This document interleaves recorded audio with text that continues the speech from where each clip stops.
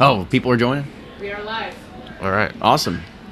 So we're... Whoops. Snugging some water.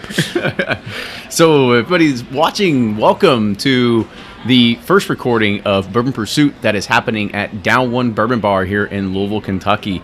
We're excited to be here, because it feels good to be in a new surrounding. Yeah, way better in your basement. These couches are very velvety and very comfortable. They'd be the perfect place to come hang out, have a drink, with your friends.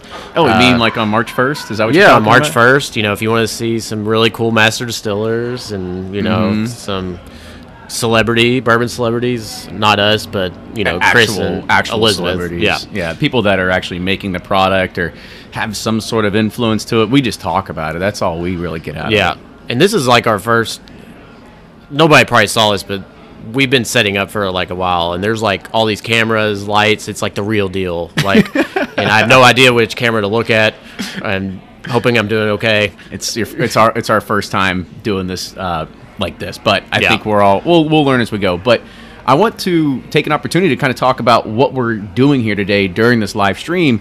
Is we are going to be sampling through 6 different barrels of Kings County bourbon. Yes. In an effort to bring this to our Pursuit series. So if anybody's not aware, we came out with a way to try and find, what do you say, just really good single barrels that we were able to bring out to the market under our own, I don't say under our own label. I mean, we're white labeling it. We're doing something to be able to provide a way for a lot of these other distilleries to get their name out there, really by us choosing some killer single barrels that are also at cash strength. And that's really what we try to do, is we try to find something that is really honing into the whiskey geek, really nailing down the flavors and the palate and everything that, really what we're after. Yeah, I mean, and like we talked about in the roundtable last, like some of these craft distilleries are pretty regional with their brands because of, distribution laws and whatnot. So because our audience is national, I think we can help bring exposure to them. And, we're just looking for the best products that we can find, and because that's what we want, and we know you would want it. We hope. So that's kind of what we're doing today, and yeah. Well, let's go ahead. Let's crack one of them open, and I want you to go ahead and read some dialogue, just so people are a little bit more aware about who Kings County is. And just a little bit more history, because I know that there's quite a few people out there that are more in the upper echelons of the bourbon know-it-alls, and they're like, I really love Kings County. So I'm kind of excited about this. We didn't even try these yet. I mean, we're really going into this blind, so we're hoping that A, it's good, B, that we can actually select one out of it. At C, worst case scenario, we get to drink some cash strength whiskey and call it a day. Yeah. So Kings County, they've gotten some pretty good accolades, some awards. Blake and Fred kind of led us to them and kind of introduced us to them. So, I didn't know a ton of them. They sent us an awesome package with 6 samples. They sent us this great book, kind of talked about their history. It's 2 guys, Colin and Colin's actually from Kentucky, but Colin and forgive me, this is live. I'm not prepared. But, it's like Colin when he forgets my name on air. Exactly.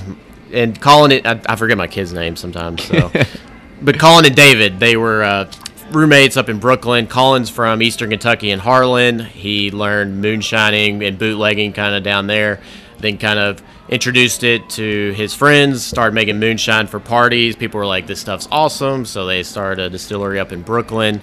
They're using like copper pot stills, doing some really old school distillation methods, really focusing on quality. They age in, a unique thing about it is the barrel sizes. Looks like they have 5-gallon barrels, 10-gallon barrels, 15 gallons, and 53-gallon barrels. So they guess use the smaller barrels maybe to kind of... I mean, if they're doing some blending, yeah. I mean, I guess you would think that they have an opportunity to be able to do that. But there's other people out there that say that if you're not doing 53 gallons, it's impossible to be good whiskey. And we have no idea what the samples were that we got, if they are from 53s, are they from all the way down to 5? Yeah, we have no idea. But they were, when this was printed, Nicole Austin, who was their master blender, who is now running Dickel, which we're big fans of. Yeah.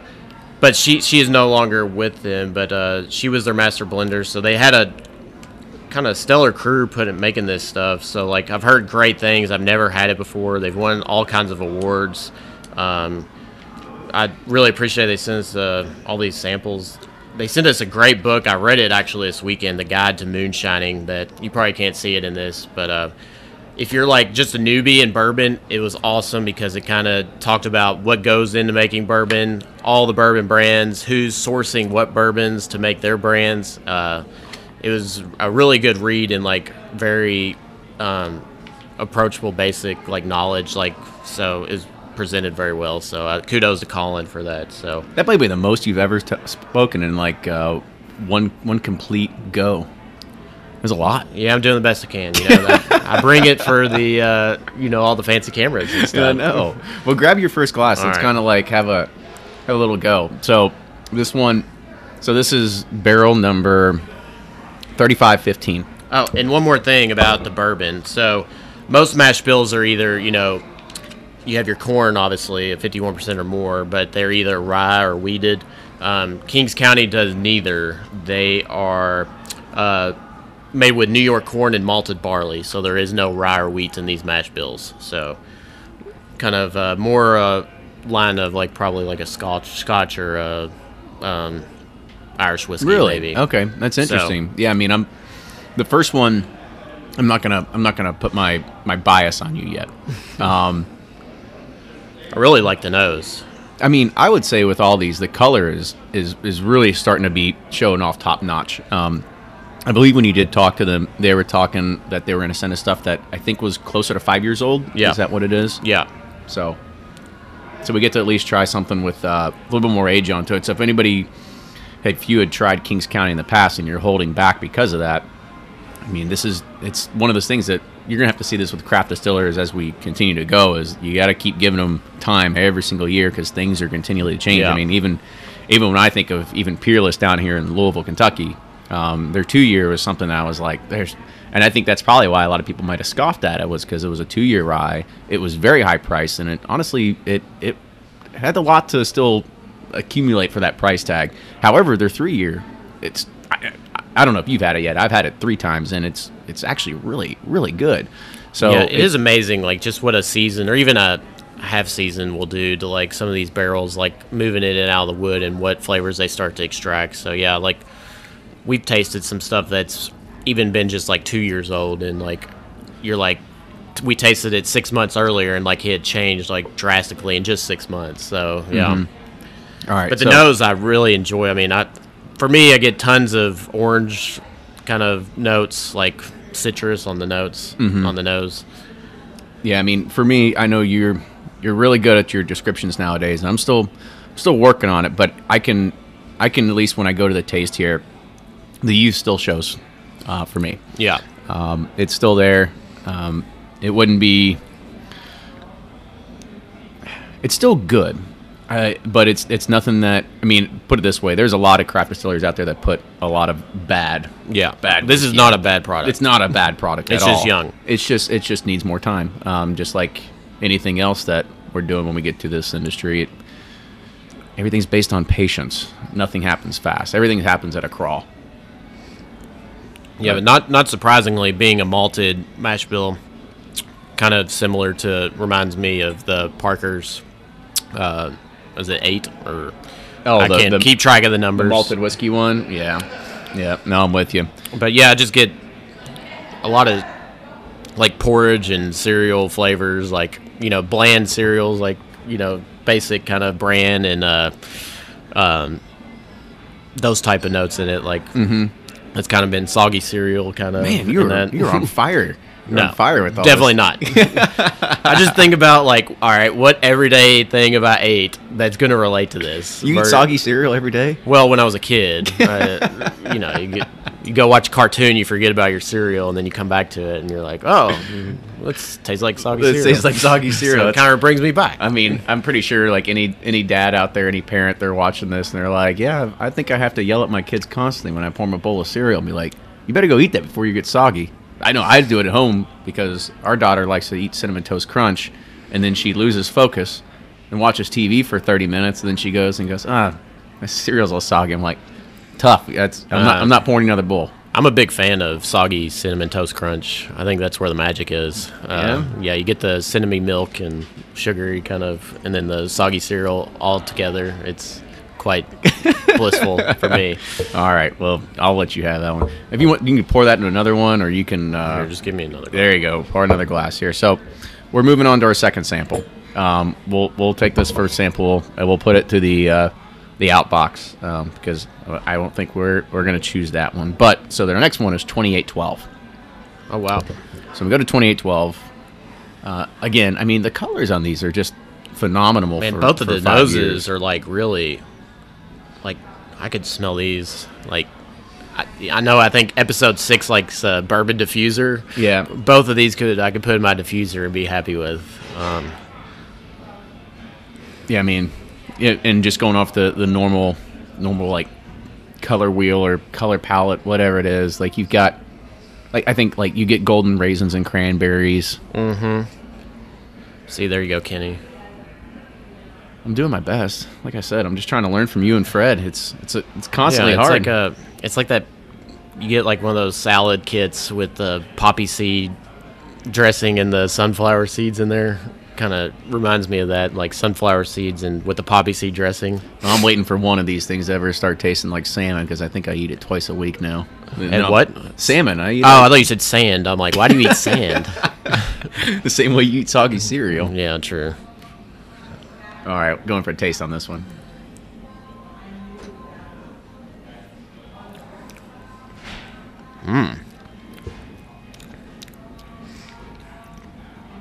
That one's unique.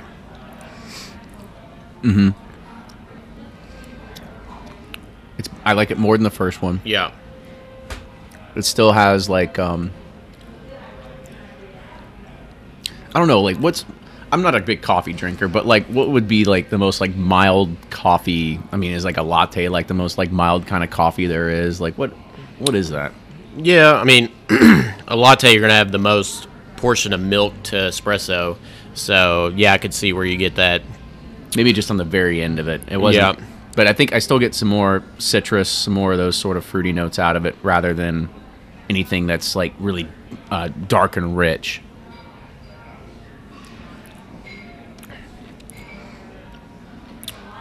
Yeah, I do get the kind of latte notes, like you said, the kind of steamed milk. But I do kind of get a little bit of richness towards the end, like kind of bread pudding, like that juju that's in bread pudding, like the like in bread pudding? Well, where the raisins and like all the sugars and everything's kind of mellowed together, and I kind of get that in this. I gotcha. I definitely like this one better than the first one. Mm-hmm. It's very good. No, I'm with you. I'm gonna keep making my suicide over here as I clean out my glass to get ready for the next one here. So we'll try to make this not an hour-long production of tasting through these. Yeah, sorry. Probably boring people. Actually, I'm sure people love it. Hand me the next one and see what we got over here. Yep, so we have... episode. I'm like, we're already thinking about it. Sample number 2807. Like I said, don't know what these are, but I do love their packaging, by the way. Like, the old whiskey pint with the simple label, typewriter font. I think they only sell these in 375s. I believe, just because they are in such limited production, they do only. But we would figure that out when the day comes. Well, these are going in 750s. We got too many glass bottles sitting around. We're not buying new ones. Yeah. Oh, so this one's kind of got.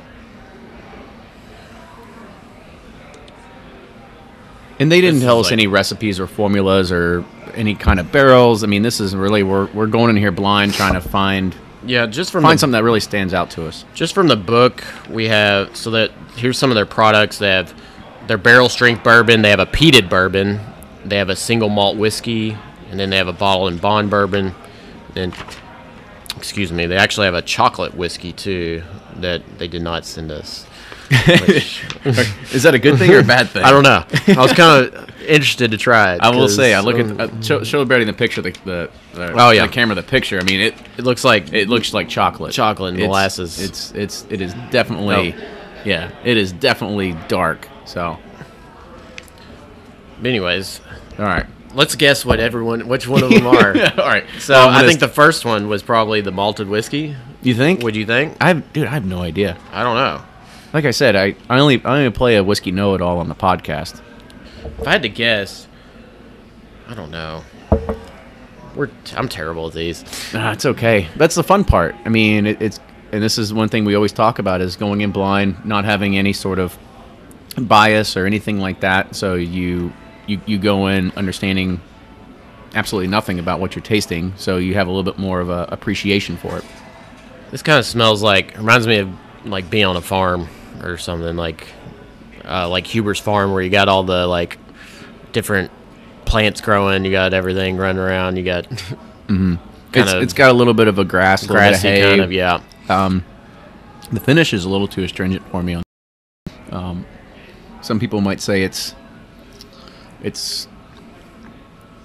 some people might like it. They might think it's like a higher proof. It's kind of hits your nostrils a little bit. Yeah, it's definitely for me. That's not typically what I gravitate towards. Even if it is a higher proof, it's got to have some sort of mellow characteristic, and this one, like, I can feel it in my nostrils still.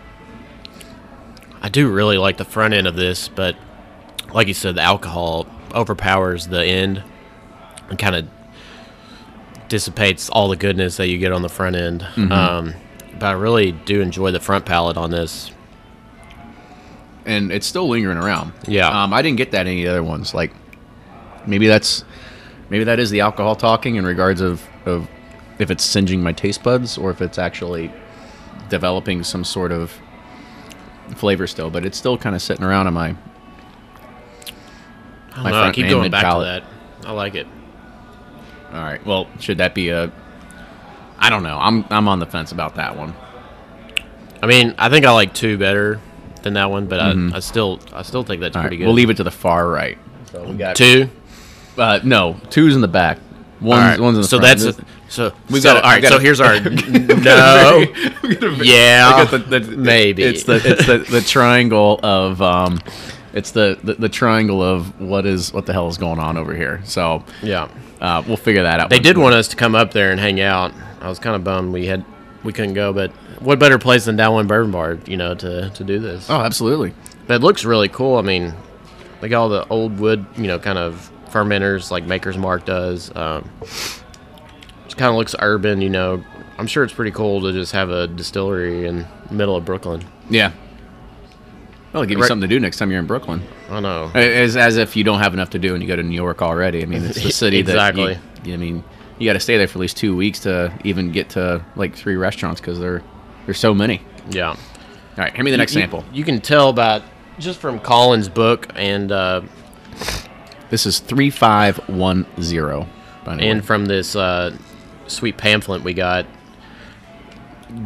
they were definitely against like sourcing product for their own stuff and like just kind of which they should because they're distilling, put a lot of resources into their making their own product, and so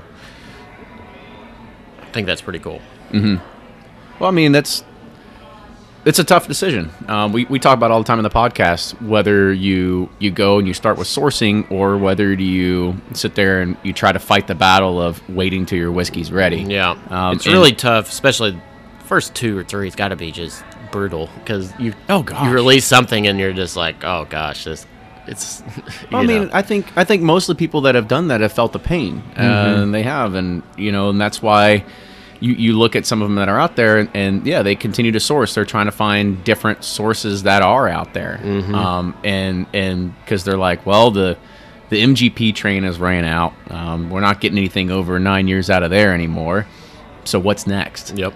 And so there's people that are looking at different places. People are looking at doing different blends, and so it's really hard. But you have to give some sort of props to people that are trying to continue to distill, that necessarily they're basically just sinking money into it right now and hoping that in a couple of years it's going to pay off. And that's always been one thing, as we've had people on here before. The last one we were talking about with big money in bourbon, like it's a gamble. Like you don't know what it's going to be like in 5, 6, 7, 8, 9, 10 years. Yep.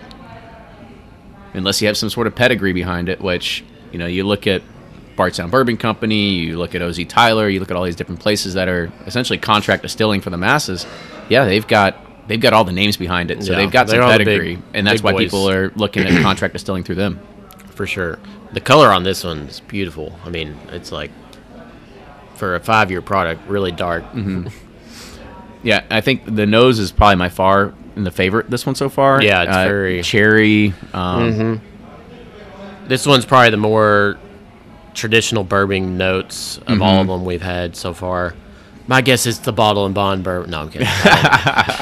Well, we actually don't know, because all the labels are the same. They're standard labels, and you couldn't really change them. However, we were kind of told that we'll be able to bottle this at cask strength, so we're going to hope that we can stick by our word and be able to do that for everybody too, because I'm just wondering if our 5-gallon barrel will show up, or like, or like, you don't even need to transfer it in bod. Just put it in FedEx box and we'll collect it. Well, and one thing that's interesting about them too, with the TTB laws changing, will that affect how they do their production? I'm sure they did that first, trying to maximize the aging process on a younger whiskey because they are a startup, but.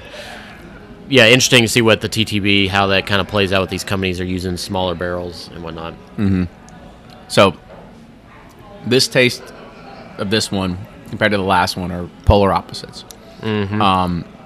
There's a richness. There's the velvet. There's the caramel. There's all the standard bourbon notes that are there, and it doesn't punch you in the face. It's nice and easy. But it's got a nice smokiness on the finish, kind of reminds me of that rum the Dictator rum, like the finish on that kind of got a little. Yeah, I'm with you. I will think that, I'm going to go ahead and just go on a limb and say it. We've gone through 4 of them now. We've got 2 more to go. I don't think we're going to get through any of the young notes. No. The young notes are, I think, going to be there. But that's with anything. Yeah. I mean, and that's one thing we have to decide on. Is it something that you look at and you try to figure out, is this something that is... You want to be able to give this to a consumer and say, there's promise here, there's something, or do you wait until it's ready? Yeah. So there is something that to be said on our side to figure out, A, do we want to move forward, or B, is it just not the right time? Yeah, I mean, it's definitely needs some aging to it, but I think there's some value here right now at this age. It's definitely the nice thing I like about all the ones we've tasted so far, they're all unique compared to most new bourbons. Like they're all kind of palate change ups. You go to a 1792 lineup and you pick a foolproof, and you're like, well, they all taste damn near the same. Yeah, exactly. Yeah, so I don't know. I think they're doing some good stuff here. But like you said, you can't get past some of the young notes on it. Yeah, and that's, like I said, that's a tough one. And maybe that's something we put out to our audience too, and say, is it worth exploring something that is good but still has those young notes to it? Mm-hmm. Or do you not want to waste your money on it? I mean, just like straight up blunt. Like, you just figure out what's the best way to kind of run with it. So I really like that one though. I like that one too. Oh, that's what I mean. I between this and 2, I think were my favorites so far. Yep. All right. So, number 5. Well, before you do that, Suicide. I gotta add it. Yeah, I gotta add it to my my triangle of figuring out exactly what we're gonna choose or what we're gonna go against, one or the other. A blend of all 6. We'll take all 6 barrels. All 5 gallons. Yeah. It's only 10 gallons at the end of the day. It worked out great. That's good. Yeah, I just realized we need to probably slow our roll because we've only got about half of these things that are left still.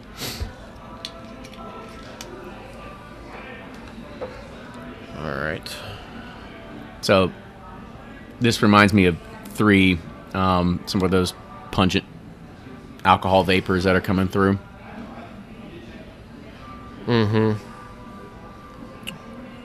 Yeah, you can smell the youth on this one. I mean, I'm just going to go and do a taste. No point in talking about it.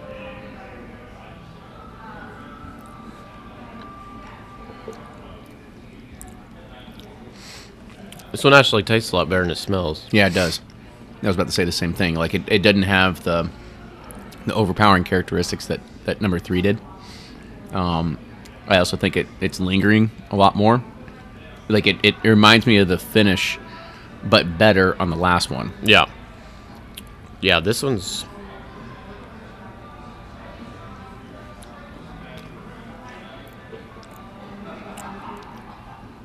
This one's good. Yeah, I know. As long as people don't mind a little bit of alcohol in the nose. Yeah, the nose is just really grainy and alcohol-y. But, man, the flavor is hitting a lot of check boxes here for me. A little water in my mouth and see if that makes a little bit of difference, too. Cleanse it out.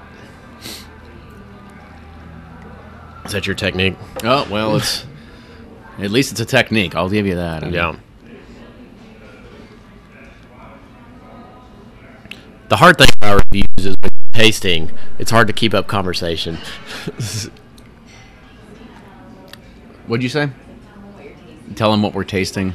Oh. All right. Well, I think on this one, I'm getting... Oh, the name of it? Yeah, oh, so we're... Keep tuning in. Oh, so if you're just tuning in... Oh, jeez, we totally should have said that. yeah, if you're just tuning in... We're learning these things. Sorry, we are Golly, doing... what have we been doing? Yeah. Wait, you haven't joined in since 30 seconds since we started? I thought everyone just came in the beginning. I mean, I don't know. So we are tasting through 6 different barrels from Kings County Distillery. It's based out of New York, in Brooklyn. And we're doing this as a part of, I think you said it best, research and development.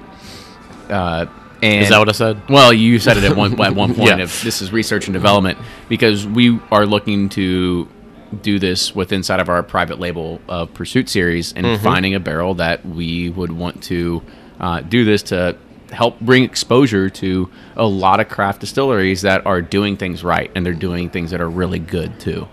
Yes. And so we were turned on to them by Blake and Fred, and they are one of the craft distilleries out there, you know, going to old school, doing the old pot still, like really focus on quality. And yeah, so we're trying them out and see if we can pick a barrel that we think will please, I don't know, it sounds weird, but please our customers or our community that's, you know, purchasing these, because I think if, you know, we like it, they'll like it. Yeah. All right, so the more I go back to this one, I thought I liked the finish more, but I put my eyes or my feet into the shoes of a consumer that would have this, and they'd be like, this is a hot mess. Okay, elaborate. Well, I mean, so I just think that on the finish there was... Okay, we're not going to get over the grain notes, like or the youth, like it's going to be there. However, I don't think that if you're coming into it for the first time, you're going to try it. You're going to be like, this is like too complex that you just can't even right. break through it. Right. Like that's what I would fear with this one. Maybe I'm wrong. Man, am I wrong? I guess it just depends what you want as a drinker, consumer. I'm usually more wrong than I am right, so we can... Well, at least my wife can attest to that one, that's yeah, for sure. She's shaking her head saying yes. I don't know, man. I like, you know, we always, when we go to barrel picks, you know, people always want off-profile stuff just to kind of, like, change it up, you know, to have something different. And I think, like, for me, like, all of these have hit that for me, but like especially that one and the number 2. We'll get that one started. Yeah, we're. But keep going. You lost my train of thought. Well, don't mess with the flow. I'm just trying to keep you on your toes, Ryan. That's what we got to do. But anyways, I think like there's a nice change of pace with these, and like there's some really quality notes, like quality just flavors in there that you're not going to get out of your everyday bourbon. Like, you know, I mean, even though all these traditional bourbons have, you know, they all have their like things you appreciate about them. Like Four Roses has, you know, the florally notes and the high rye notes, but like these have just some unique flavors that you're just not going to get from a traditional bourbon, and I appreciate that and like that. So it just depends on what you're looking for as a consumer. Absolutely. What was the last barrel number on that one? Because we're getting ready to do 1722. This is our last one. The barrel it was 1667. Okay.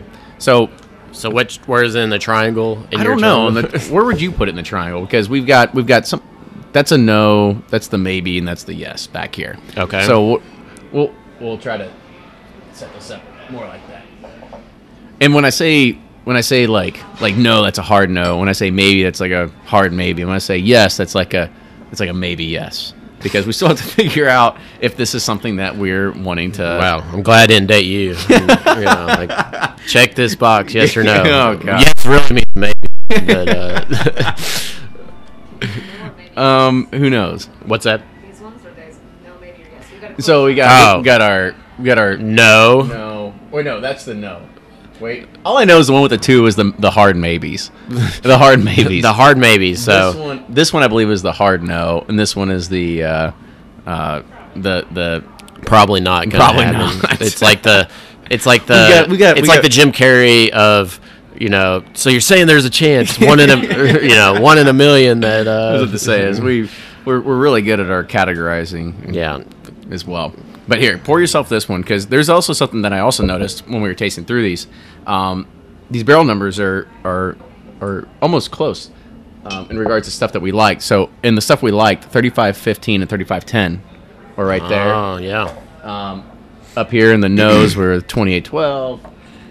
So those are the third floor. And yeah, I guess maybe 2807. So who knows? Now we're. We had just done 1667. Now we're hitting the 1500s. Is that what it was? 1700s. 1700s. Yep. All right. So are we going up a rick? Who knows? Going horizontally. How many ricks do you think you could put in Brooklyn? Could you? From the pictures, it looks like about one.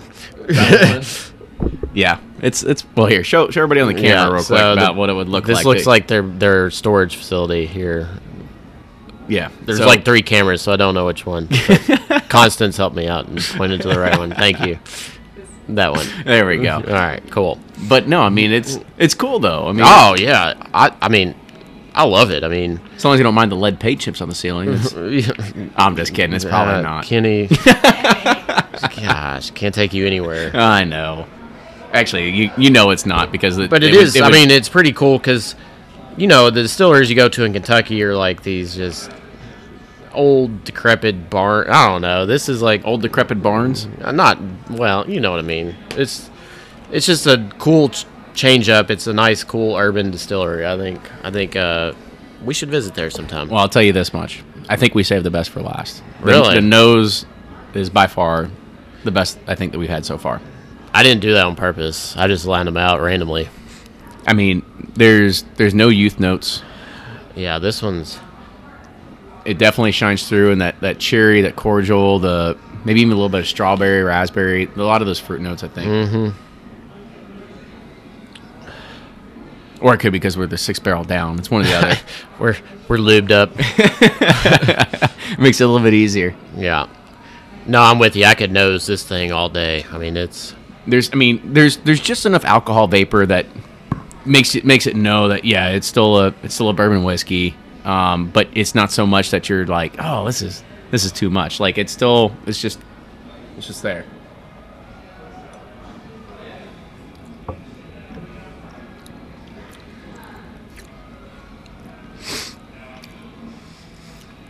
So it's definitely a malted product. It's something different because the finish was very mellow. Again, you still can't get by the youth notes. Like they're still there. I don't know if it's necessarily the youth. I think it's the malted barley that's throwing you off, probably. Maybe. I think you're probably used to a traditional bourbon profile, and I think the barley is throwing you off versus you're getting youth, whereas I'm getting oats and barley more kind of. Mm-hmm. It could be. Could be. I mean, you got a much more trained palate than I do, right? You said you were wrong most times. Yeah, I'm actually wrong. Lauren Shangerhead. What's it, yes, about 95% of the time, I think is usually what it. And if you're just tuning in, we are tasting Kings County Distillery. Yes. Just kidding. No, we actually are not. We're not kidding, but this is actually what we're doing. Yeah. It's actually far from kidding. All right, so Ryan, we've gone through 6 barrels. Is there one that stands out, or are we gonna have to do this again at a later date and try to figure this out between the? I would say I think this one and the other 2 were the standouts for me. Yeah, I'd put this one in the in your probably maybes or whatever you said they were hard maybes. So you might be right. It might be the malted barley that's coming through more than the youth. I think this is probably the best one so far. Yeah, I would agree with you. I mean, I think if my memory serves me correct, 2 and this one are probably my favorites of what we've tasted so far. I can't remember if 2 was the soggy cereal or not, but really, if it's at least soggy cinnamon toast crunch, you're on. But yeah, I really enjoy this one. It's just, if you're going into this, you have to go in the mindset, we're not tasting traditional bourbon. It's not going to be, it's bourbon, but it's not going to be your traditional bourbon. It's going to be something off profile, something unique that you can change it up a bit. So that's the mindset you kind of have to go into it. But I don't know. I was nervous about doing this without tasting them beforehand and going live, but I mean, overall very impressed with what we tasted, and yeah, I don't know, I think we have a few that could be potentials. I would say I would narrow down to 2. I would say this one, and then I think it was number 2 as well. Yeah, I think I'm with you on that one, just because each one of those had just some sort of different flavor characteristics. Now, like I said, one thing that we always got to figure out is, do you bring something out that still has a little bit of the youth characteristic, and maybe that's what I picture it as, because you're no, it's not youth. That's a different kind of grain. Yeah. Which you most certainly could be right in regards of what it is, but that's just what my brain picks out of it. Somebody else's brain could pick something else out. Well, that's Fred. And we're bringing and we're bringing something else that not a lot of people have had a chance to be able to do, and I think that anybody that has a chance to be able to try Kings County, you should. I think this is a fantastic opportunity for us to be able to go through 6 of these barrels and try them, and this is no BS, because we went on before and we're all right, if it sucks, we're gonna say it sucks. Yeah, we really did. But and I had anxiety about it. Just I'm all right, I really haven't tasted these. We're about to go live. Kind of nervous. We were talking to these people. We don't want to bash them. We still like them. But we get a lot. Kenny always said we get a lot of samples sent to us, and most of them are not good. And about 90 to 95%. Yeah, this is in that top 1 or 2% of the stuff, younger stuff we've had. So I agree. I agree. Well done, Colin and Dave. Right? Yep, Dave. Yeah, I don't know. Hopefully you got that one right. Yeah. But with that, yeah, this was fun. I think David. Yep. There we go. All right, David. So what we'll do is we're gonna go back. I think we got to do a little bit more R&D. Probably do a poll in our Patreon community as well, and figure out if this is something that they would be interested in. Because at the end of the day, that's what matters the most. Is if they would be interested in buying a bottle of this. We get the opportunity to be able to taste it, kind of be that firewall, if you will, and making sure that it's good enough to pass our You mustard. would say firewall. Well, I mean, for me, everything comes back to tech. So yeah. So we're able to taste it. I guess I'm like a preventative fungicide or something for grass. I'm glad it all came full circle for us. But that's what we'll do. So we'll go ahead. We'll take it back. We're going to take it to our Patreon community. Make sure that they see this, at least the parts that were interesting, and know that what we were tasting was really our true tasting notes. Like this is no cover up, nothing behind it. Nope. And we will see what we would bring next. You know, for us there wasn't a standout today, but like I said, we're gonna take it to them and figure out where we should move forward and maybe where we shouldn't. So I agree and concur. Yeah. So with that, thank you everybody that has joined us in live today. This was fun. Make sure you join in live. March 1st, 2018. We're going to be back here at 2019. Yep. I guess going back into time. 6 barrels down. That's what happens. Sorry, 2019. We're going to be here with Chris Morris and Elizabeth McCall of Woodford Reserve here. Yeah, and there's a concert. There's like Blake Shelton and Trace Atkins, I think, at the Yum Center going on. So if you're going to the concert, come down, grab a drink, hang out with us. We'll be much cooler. And it'll be down here at Down One Bourbon Bar in Louisville, Kentucky. So make sure you come check it out. And if you're not here for us, make sure you just come to Down One Bourbon Bar in general. They've revamped the entire place. It's got this kind of cool, like relaxing vibe everywhere. And come grab a cocktail and hang out. I'm going to take a nap on this couch. Maybe that too. But again, March 1st, 2019. Come find us here. And with that, thank you all and see you next time.